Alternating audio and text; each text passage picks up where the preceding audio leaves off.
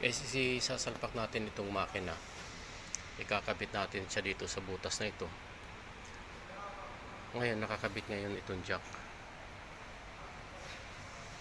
At saka yung table natin, hindi ito moving table. Wala siyang gulong.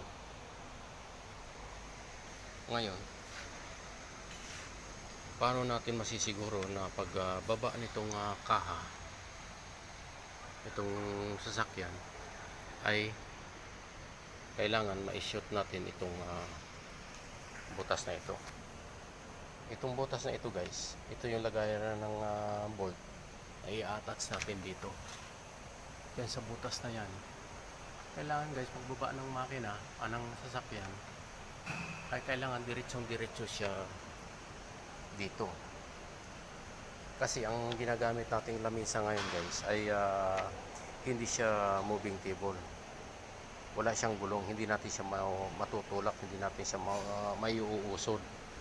Kasi pag tinanggal na natin itong jack, napakabigat na yan, hindi na natin yan maitutulak. Pag itinulak natin yan, baka mamaya mahulog pa yung makina. So ituturo ko sa inyo guys ang isang pamamaraan ko. Sinishare ko ito sa inyo kung sa mga beginner na kailangan pag ibinaba natin itong sasakyan, itong body, itong chassis, kailangan pag ibinaba natin yan, kailangan magtapat siya dito. So paano nga ba natin mapiperfect na kahit 199% lang ay maitatapat natin siya? So ito yung ginagawa kong paraan guys. Ito ay improvise ko lang. Ipapakita ko sa inyo at kayang-kaya na ninyo itong gawin. Pero mayroon talagang nabibili. At yung mabibili niyo baka tatawanan niyo dahil automotive technician kayo, gumagamit kayo ng tools ng pang-karpintero. 100% na magkatapat yung butas ng engine mounting. Ito yung ginawa ko. Ayan o. Yan. Improvise lang yan guys. May tali yan na nakatali naman dun sa butas. At kailangan sentrong-sentro ito. Kailangan yung tali na nasa gitna. Kailangan nasa gitna. Ngayon, itong tali na ito, diretsong-diretso yan. Kumbaga ang tawag yan ay hulog. Yan.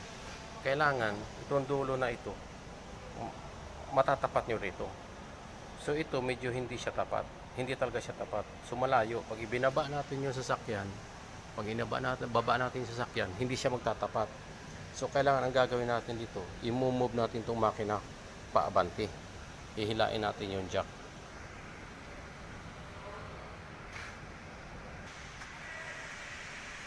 Ganyan lang ang gagawin ninyo guys. Ito yung simpleng pamamaraan. Kung wala tayong ginagamit na hulog, ang tawag doon sa amin ay hulog. Yun yung ginagamit ng mga karpintero para yung butas sa itaas at saka itong butas sa ibaba ay magkakatapat. Ito guys, improvise lang to. Kasi alam ko naman na karamihan sa atin ay hindi makakaabil ng ganon, hindi makakabili ng ganon. Kasi yung hulog na sinasabi ko, gamit yun ng karpintero. Pero napaka-useful yun. Kasi ito yung pinapakita ko sa inyo, ay ito yung pamamaraan kapag wala kayo noong hulog na sinasabi ko. Yung hulog or ano ang term ninyo doon.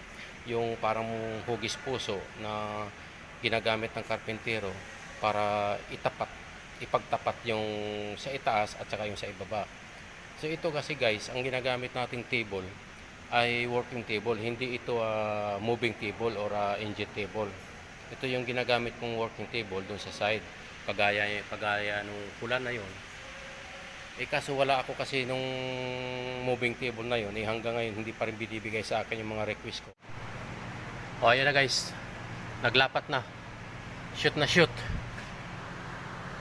Tingnan natin sa kabila.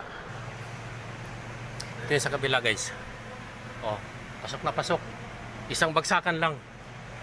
Ganun lang ang pamamaraan ko guys. Kaya sinishare ko sa inyo para magkaroon kayo ng idea. Ngayon naglapat na. Ilalagay na natin ngayon itong kanyang tornilyo, yung mga tornilyo niya.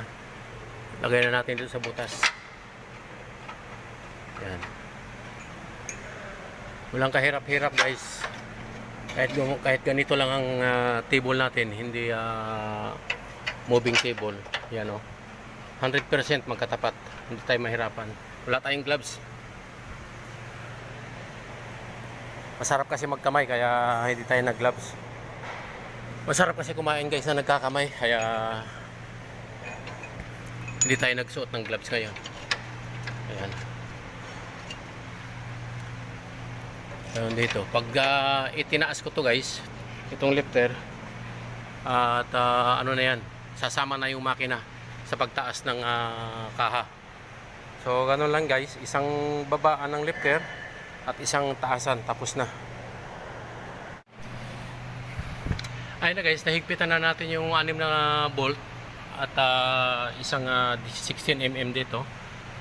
Itataas na natin itong sasakyan. Isang baba at isang taas, tapos ang trabaho. Ayan guys.